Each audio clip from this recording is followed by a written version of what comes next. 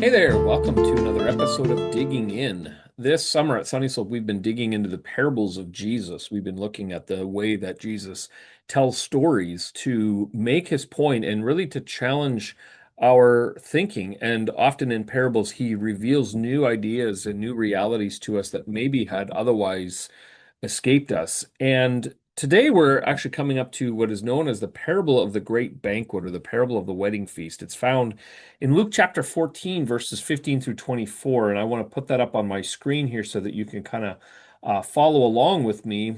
And I want to highlight just a few things that I think are worth noting in this story. Now, you've heard me say this before. We'll go to the beginning here.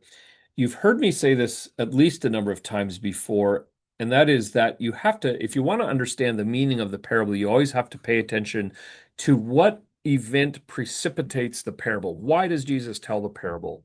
And here you get a pretty straightforward answer. It comes in this statement here: Blessed is he who will eat bread in the kingdom of God.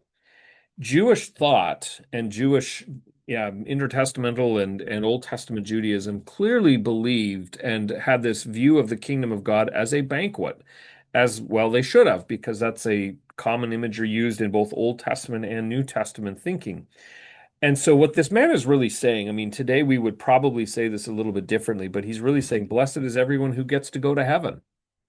Um, and that's he's really and as you're going to see, he's actually giving himself credit for this. He's not just speaking about this as an abstract reality. He's talking about himself. He's saying, I am blessed because I'm going to heaven. I know that I am.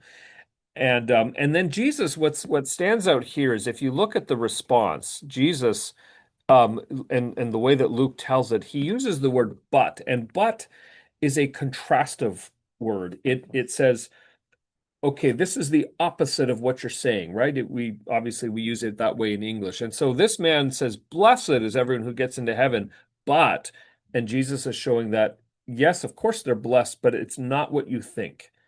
It's not the people that you think that will get into heaven.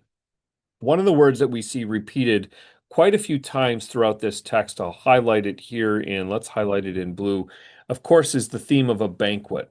Um, he's preparing a great banquet, and you could even arguably include eating bread there. The idea of a banquet, so this has to do with the invitation to the feast.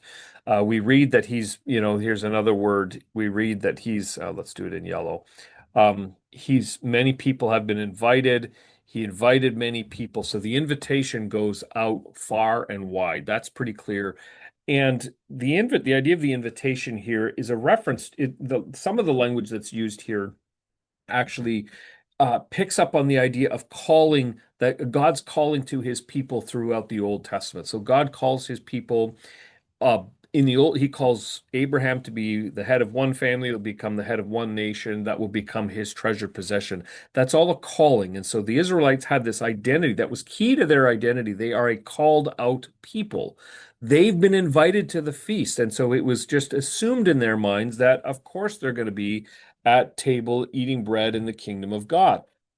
Now, this is where Jesus begins to challenge their thinking. The story itself goes along, and what Jesus says, the first thing is really surprising. This idea here would have caught everyone really off guard. Whoops, let's do this because what Jesus is showing that they're doing, there we go, is they all begin to make excuses, and these are excuses. There's one, two, three. And these are the flimsiest of excuses. You would never buy a field without looking at it. You'd never buy oxen without looking at it. You'd never get married. You'd never commit to coming to a wedding if you knew that you were getting married. By the way, it was Jewish custom in those days. You'd actually send out two invitations. You'd actually send out the first invitation was what we would think about, like, 6 months in advance. And it's, put it on your calendar and come to the wedding. And then you'd send a second invitation to all the people that had positively responded to the first invitation. You'd send that second invitation to them, and that's the invitation that says, okay, the feast is ready, it's time to come, and then everybody from the village would come in and enjoy the meal. So it's not that this man is inviting people and they're legitimately asking to be excused. They've already, you might say, they've already lived into that calling. They've already lived into that invitation. They've committed to it.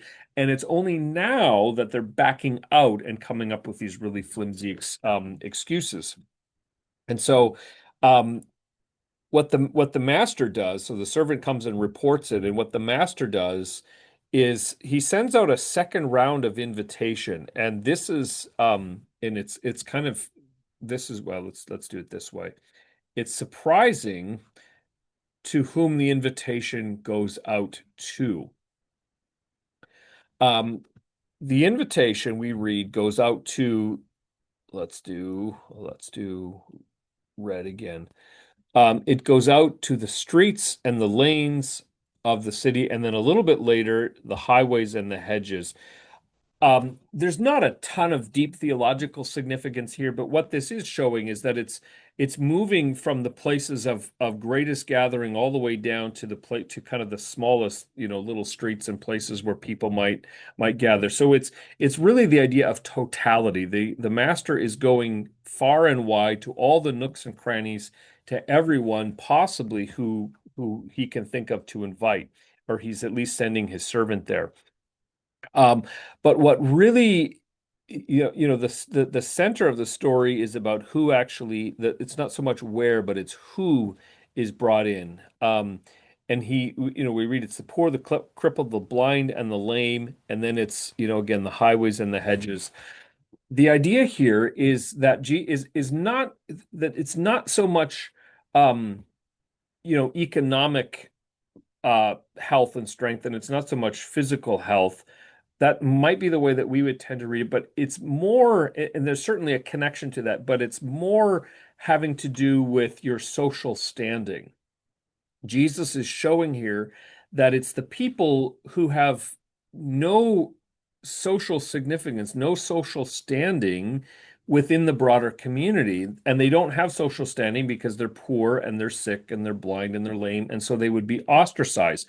In other words, they have nothing of themselves that they can contribute that would make them worthy of being invited to such a banquet. And the reason we know that is because earlier in the text, Jesus is having the conversation.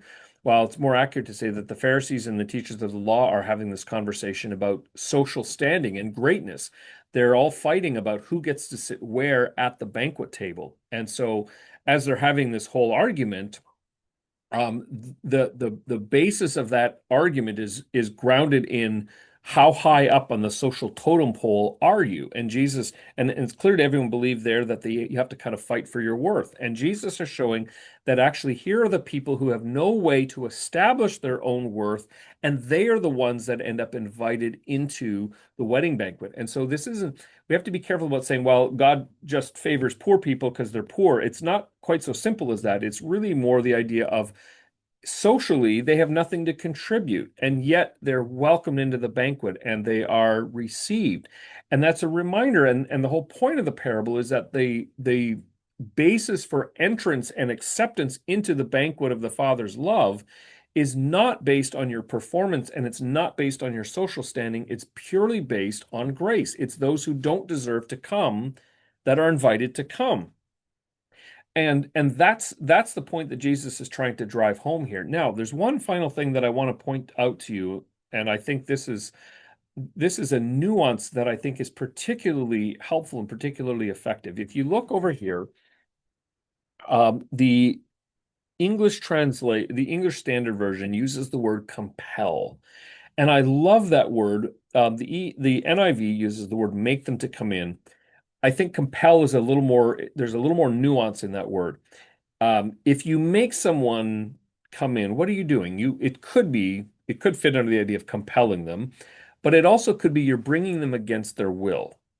But when you compel someone, what you're doing is you're actually acting on their heart, you might say, to change their will so that you change what they desire.